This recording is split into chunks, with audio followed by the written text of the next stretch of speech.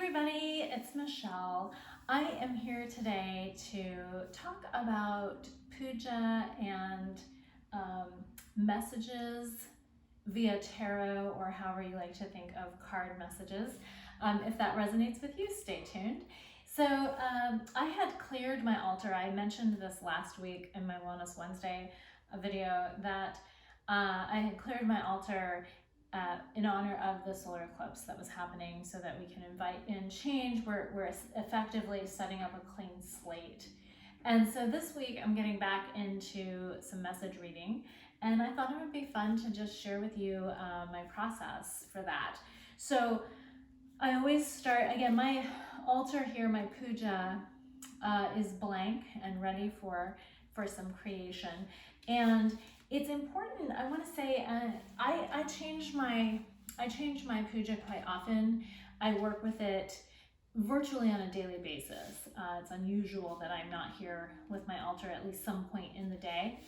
And it's something I like to change for the seasons, for my intentions, again, for messages, just lots of different things. I work with it in lots of different ways. And one of the ways that I consistently work with it is that I always have some kind of incense, usually. If you're not a fan of incense, I get it. You could have a diffuser, an oil diffuser, preferably not the tea light ones. I know you see those a lot, but the tea light, that candle flame is hot and it actually burns the oil. So an air diffuser is much better, or a water diffuser or something like that. If you want to have something like that on your puja, you can do that. You could also do, they have very passive kind of scent things, like you could get soapstones and drop a few drops of essential oil onto the soapstone and have it just emit the scent that way. So there are more subtle ways to incorporate scent into your puja practice besides incense. But if you are a fan of incense, I have a variety of incense on hand at all times, and I choose the incense carefully for whatever my intention is for while I'm working with my puja. And so when I want to, when I'm getting messages or inspiration, I like to use this very, very special incense. It's the Song of India Temple incense, and I don't know if you can, how well you can see it, but it is beautiful and I love it. It's my favorite incense, and I save it for very special occasions. So when I use my incense, Thich Nhat Hanh says we should light incense every day. It's our way of connecting with the ancestors, reminding them we're okay, we're still here.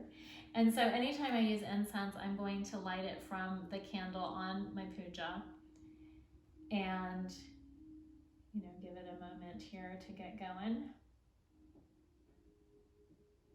And then we'll set that into its holder.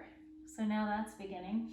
And then I won't take you through the whole process of my process for each card, but I will just show you the different, these are probably my favorite sets of tarot that I have here. And they're not all tarot, they're different things, they're different kinds.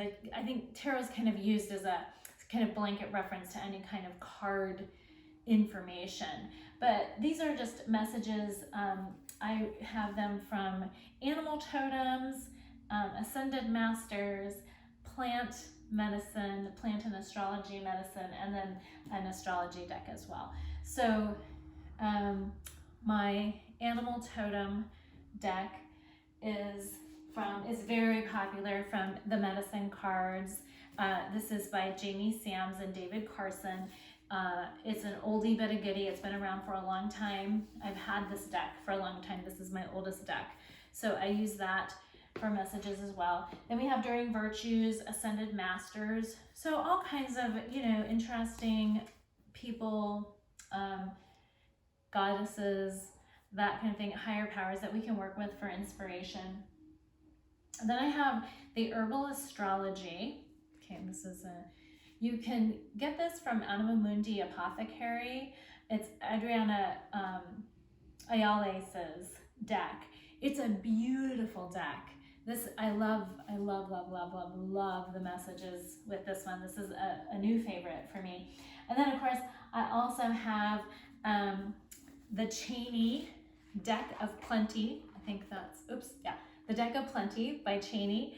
And this is a wonderful, you can tell from the colors, right? They're just brightly colored, happy, positive messages, super inspiring, and it comes with a sweet little holder for your card as well. So then I basically will go through and just kind of shuffle up and mix up each deck as I ask. And I generally am asking the same question or asking for guidance about, X, whatever that is. And then I let the message that I get from each deck be an answer to whatever that question is. And generally, there's quite a bit of wisdom in there. It'll spark something, and then I follow this by journaling.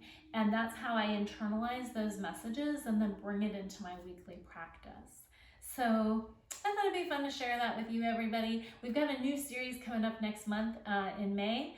So I look forward to bringing you that, and I wish you all a beautiful day. Namaste, everybody.